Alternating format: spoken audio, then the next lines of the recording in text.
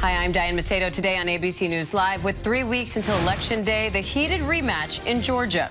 Plus, the crucial contest that could tip the balance of power. See the topics dominating the debates and who you need to watch. The new recession forecast, why experts say there is a 100% probability and when you could see the effects. And the student loan forgiveness website is now live. How to know if you're eligible and what you'll need to file your application. But we begin with Election Day on the horizon. Now just 3 weeks away, candidates are facing off in key debates. The stakes are especially high in Georgia, where a bitter rematch in the governor's race is getting national attention. Correspondent Rachel Scott has the latest. Georgia Republican Governor Brian Kemp facing off against the Democrat he barely beat 4 years ago, Stacey Abrams. Miss Abrams is going to lie about my record because she doesn't want to talk about her own. The most dangerous thing facing Georgia is 4 more years of Brian Kemp. Kemp defended his record, pointing to his decision to reopen schools and businesses during the pandemic, repeatedly tying Abrams to President Joe Biden. She supports these policies that have raised taxes on hardworking Americans and Georgians when they promised they would not. The debate taking place as early voting gets underway in Georgia, a state that could also decide which party controls the Senate. Voters will decide between Democratic Senator Raphael Warnock and Republican Herschel Walker. The staunch anti-abortion candidate still denies allegations he paid for a woman's abortion, now acknowledging for the first time he did give a $700 check to his ex-girlfriend, but he couldn't say what the money was for. With just 3 weeks until Election Day, the attack's turning personal. An Ohio Senate debate, a bitter clash between Democratic Congressman Tim Ryan and Republican venture capitalist J.D. Vance. This is why J.D. Vance, with all due respect, is a fraud. And in a tense exchange, Ryan accused Vance of pushing racist beliefs. You are so desperate for political power that you'll accuse me, the father of 3 beautiful biracial babies, of engaging in racism. You can believe in a border without being a racist. I would never talk about your family. So don't try to spin this because you don't want to talk about the fact that you're with the extremists in that belief. Our friends at 538 predict that Democrats are more favored to hang on to the Senate, but if Republicans win the Georgia Senate race, their odds go up significantly to 64%. Diane? All right, Rachel Scott, thanks for that. And Stacey Abrams put social issues like abortion in the spotlight at last night's debate, while Governor Kemp focused on the state's economic success under his administration. ABC News Deputy Political Director Avery Harper joins me live now for more on that. Avery, it's interesting to see the topics that they are focusing on. Polls continuously show that the economy is the top issue for voters for these midterms. How is that factoring into these debates and the way these candidates are running? Right. Well, we continue to see Republicans really hammer Democrats on the economy, pointing to policies that they say have caused this current economic climate in rising inflation, this soaring cost of living that many Americans continue to struggle with, whereas we see Democrats talk about legislative victories like the Inflation Reduction Act and the possibility that we could see economic conditions improve because of said policies. And what about issues like abortion, guns, crime, et cetera? Right. Well, we continue to see Democrats really put abortion at the center of their conversation as we head into the election season. I mean, we're even going to see President Biden speak about it today. He said he's going to present a clear choice to voters, Democrats who want to codify Roe and Republicans who support restrictions for abortion. So we'll continue to see those conversations had. But again, the economy remains the top issue that voters are concerned about as they head to the polls. Former President Obama is now campaigning for some of these key candidates as well. How much sway does he still have over the Democratic Party, and how much impact can he have, especially as some actually distance themselves from President Biden? Right. Well, President Obama remains very popular in comparison to current President Biden, his approval numbers remain underwater. And so when we see Democratic candidates, particularly in close races in battleground states and some of these Senate races that could determine the balance of power in that chamber, it is an easier political calculation to have Barack Obama appear alongside you rather than President Biden, who brings a lot of baggage with him. And more than 2 million people have already voted early. Some states are warning that it could take them days to finish counting up all the votes. Why is it taking longer now? And is that influencing any candidate strategies? Right. Well, if you talk to elections officials, oftentimes they will tell you that every single vote has never been counted on election night. Now we have a larger portion of mail-in votes, of absentee votes, things that take a longer time to count than those in-person election day votes. And that is the reason why it could take some time for those votes to be counted. Now, we've seen Republican candidates speak about election integrity and try to indicate that something nefarious could be going on if those votes take longer to count. But that's just not the case. But it's not going to stop them from taking advantage of it come election night and the days after. What are some of the key races you're watching?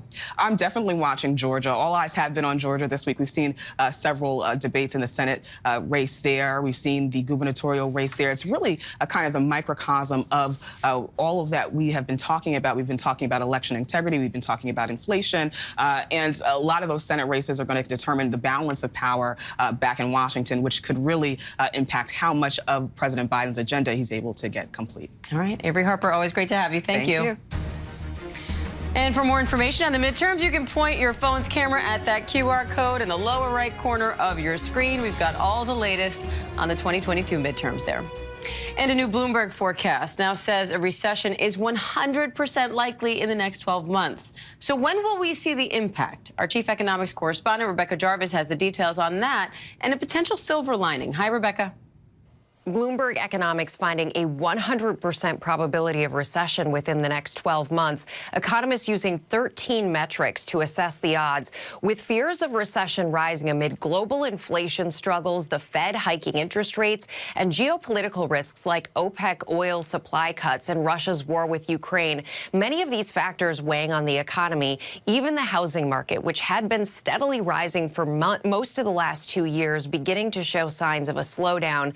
A separate poll of 42 economists recently predicting a smaller 60% probability of a recession within the next year.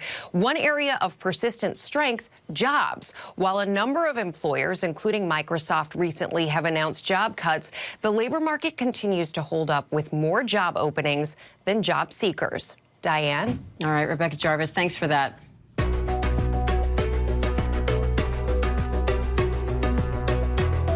And President Zelensky is pleading with allies for help as Russia strikes the center of Kyiv with kamikaze drones. Zelensky's calling the latest attacks terror with intent to kill civilians. Reports also suggest strikes targeted water and power infrastructure, leaving hundreds of thousands without power. Chief Foreign Correspondent Ian Pannell is in Kharkiv, Ukraine, with the latest. Another wave of missile and drone strikes across Ukraine. In Kyiv, smoke rising after a power plant in the city was struck again. Parts of the capital left without power or running water. In Dnipro in the east, similar scenes as the thermal power plant there was also struck this morning, seen here in videos circulating online. One person died after a missile strike in Mykolaiv in the south, and a number of so-called kamikaze drones were also intercepted over the city. This as Ukraine was forced to fight back an onslaught of Russian kamikaze drone missile attacks on Monday, desperately firing off air defense missiles. Even the city police shooting assault weapons at a drone overhead as residents ran for cover. Firefighters urgently trying to rescue people in this apartment building. The attacks tragically killing at least 5. Kyiv's mayor telling ABC's Britt Clennett Russia is deliberately targeting civilians. It's genocide of Ukrainian population. They want to destroy our critical infrastructure. They do want to kill civilians. The explosive suicide drones reportedly used, like this one seen here in this video circulating online, can fly over 1,000 miles. And in a new setback for Putin, a military jet crashing into a residential area in Russia during training. This video circulating online showing a flash, the crew ejecting shortly before the plane explodes into an apartment building, killing 13 people, including 3 children. Moments later, bystanders then seen talking to the pilot, Russia claiming the plane suffered engine failure. Well, Diane, I think it's fair to say that a pattern is now emerging here. Unable to win his land war, Vladimir Putin is now increasingly resorting to aerial bombardment. And significantly, increasingly, it's not military targets that he's trying to hit, but civilian ones. President Zelensky just tweeting that since October 10, 30% of Ukraine's power stations have been destroyed. People are being told to prepare for shortages over the winter. He's also now renewing his call on the allies for more air and missile defense systems. And for many people here, it can't come soon enough. Diane? All righty, and panel, thanks for that. Coming up, the official launch of the student loan forgiveness website. How to know if you're eligible when we come back.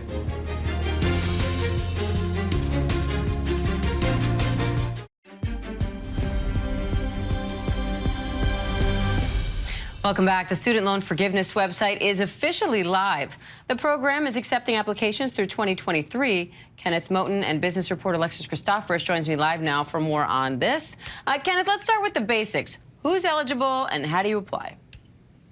It takes a computer and a dream, Diane. Studentaid.gov. Let me say it again, studentaid.gov. That's the website. You fill out the application. We're told it takes about 5 minutes.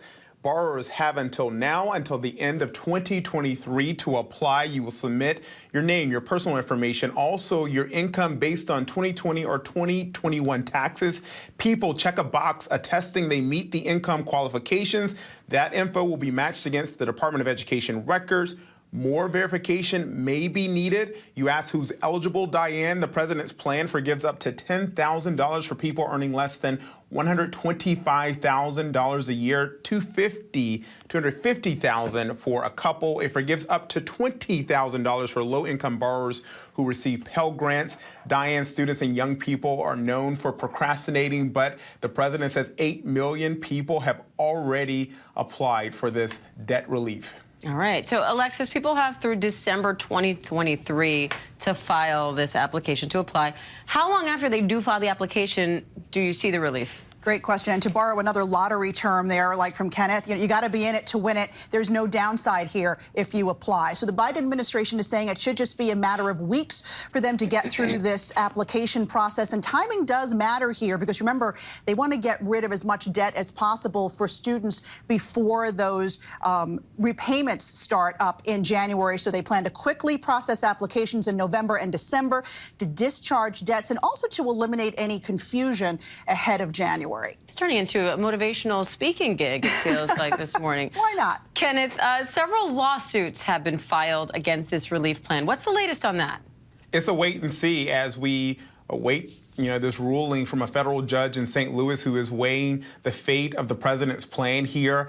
There was a hearing last week. We know that, again, that this lawsuit is being filed by 6 Republican-led states. President Biden, ahead of the midterms, taking the opportunity to go on the attack against the Republicans who are against this debt relief plan. Take a listen.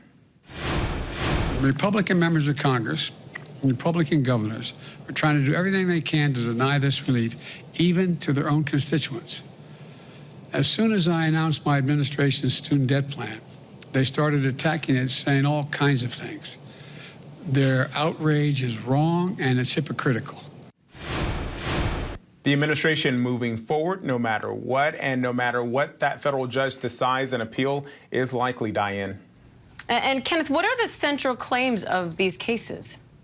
The claims are that the Biden administration, the president, are overstepping what's required here and what the executive branch could do.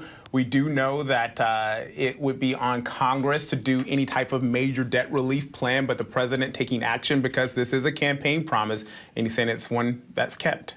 And Alexis, many people will still be left with a chunk of debt, even if they do qualify for this relief. So any advice on how to go about paying that off right now? The average student loan debt is $30,000. It can take anywhere from 10 years or more to pay that off. It can prevent you from saving for a house, paying bills, starting a family. So here are some tips to help you pay down that debt a little faster. Whenever possible, make additional payments. That could be bi-monthly payments or pay more each month. That way, it's going to cut down on your principal more quickly, also cut down on the interest that will be accrued and the total payoff time. If you have multiple student loans, important to pay down those with the higher interest rates first. Also set up automatic payments. That way you're not going to forget to make a payment and you won't accidentally spend the money that was earmarked for that on something else. And also some lenders will offer a slight discount if you sign up for automatic payments. And also ask your employer for tuition assistance or repayment plans. A lot of companies like Starbucks and Walmart now doing that. Here's another tip. If you get a tax refund every year, use some or all of it to pay off that student debt. And what if you have other debts to pay off? How do you decide where to start? You have to see who's going to be more lenient with you. Try to negotiate the best interest rate. General rule is the higher interest rate loans get paid off first. All right. Alexis Christoforous, Kenneth Moten, thank you both. Thank you. Coming up, it is Breast Cancer Awareness Month. Why diagnosis often comes later for communities of color and how to close that gap. After this.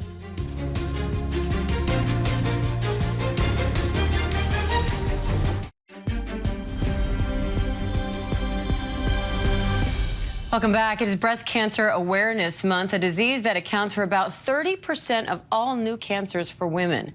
For Black women, that diagnosis often comes at a later stage than for white women. Deborah Roberts has more on that disparity, a very personal story for her. Breast cancer awareness is paramount for my sisters and me. In 2009, we lost Benny to the disease at age 56. Then, in 2019, Janet was diagnosed too. After chemo and radiation, thankfully, she's now cancer-free. But our worries haven't gone away. Bernadette Osen knows that feeling.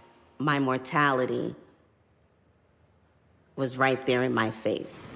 In 2021, like Janet, she was diagnosed with invasive ductal carcinoma, and she soon learned that age and lifestyle are not predictors for breast cancer. I don't eat red meat. I was walking 4 miles a day. Then another sobering discovery. Black women are 41% more likely to die from breast cancer than white women, despite having similar incidence rates. Incidence rates of breast cancer among Black women, coupled with the fact that Black women are more likely to get biologically aggressive patterns of the disease, has resulted in a widening of the mortality gap. For 20 years, Dr. Lisa Newman has been researching key socioeconomic, genetic, and systemic race disparities that compounded stack high against Black women. We have done leaps and bounds with breast cancer research. It is not a death sentence.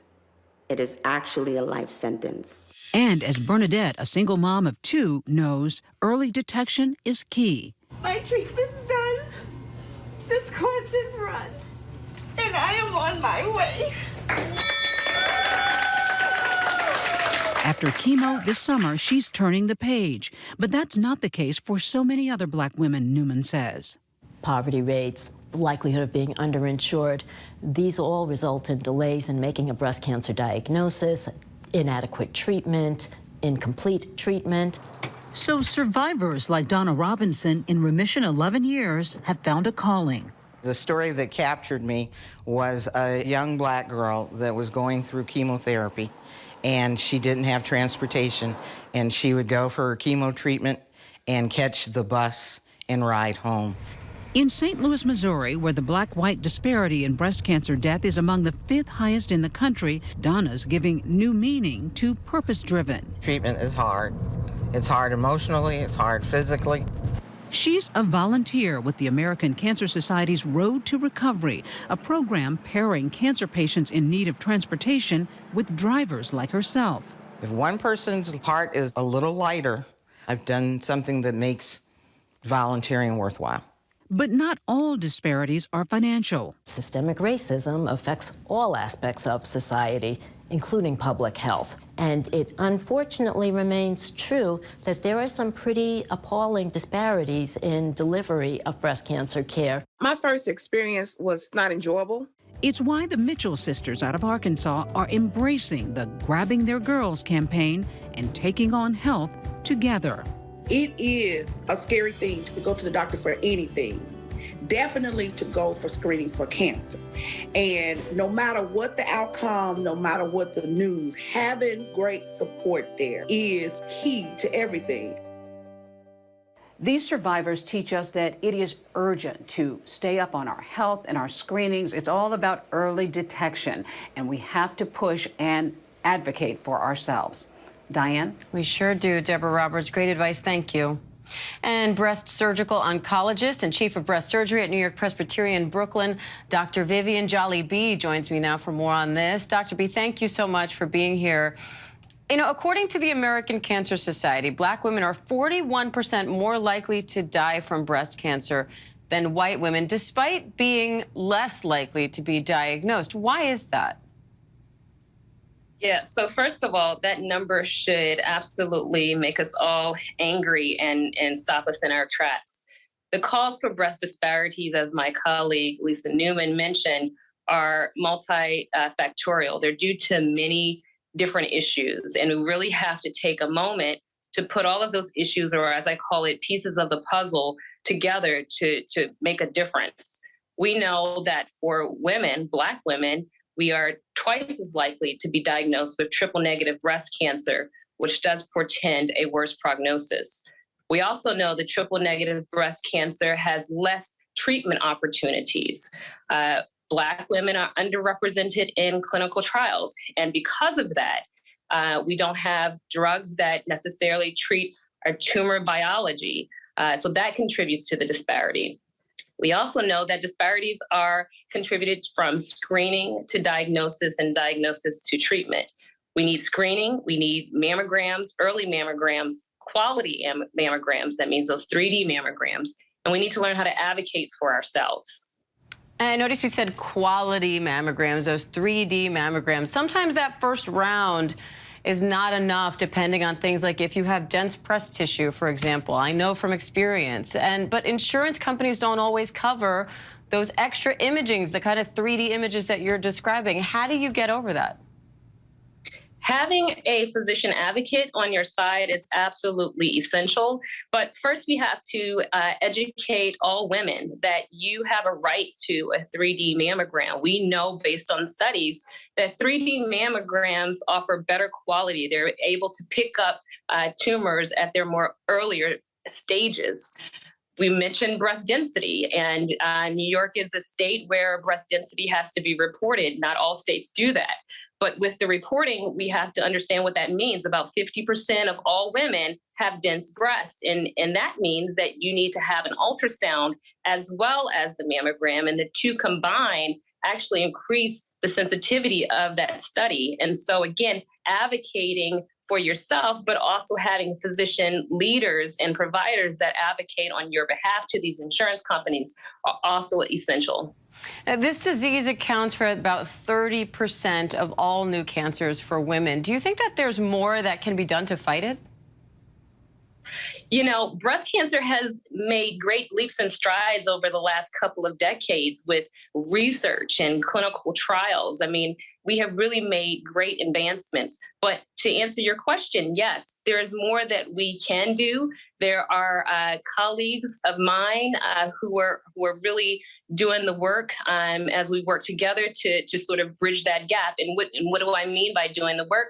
We're doing, research that is representative, that has all sort of race and ethnicities and ages represented. We need to have that representation so that when these treatment recommendations come, they're really representing the diverse communities that represent the United States. And so, yes, there's more that can be done. Advocacy, having these conversations, and educating patients on what to expect and what to ask.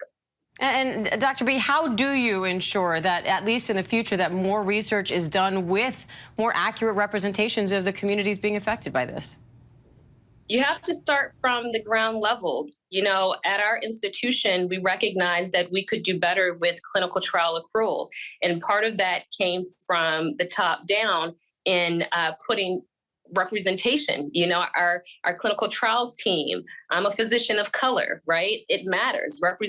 Representation matters. Having, nurses and staff members that look like the patients and populations that we serve. There's absolutely a medical mistrust that we cannot ignore. And part of that, dealing with that mistrust, is educating patients of the importance of being represented in these clinical trials so that those treatment algorithms represent them and can treat them in the future. But we also have to be trustworthy, and that trustworthiness comes from feeling comfortable with the physicians that, are taking care of these patients and having representation. All right, Dr. Vivian Jolly-B, we appreciate your time today. Thank you. We'll be right back. Hi, everyone. George Stephanopoulos here. Thanks for checking out the ABC News YouTube channel. If you'd like to get more videos, show highlights, and watch live event coverage, click on the right over here to subscribe to our channel. And don't forget to download the ABC News app for breaking news alerts. Thanks for watching.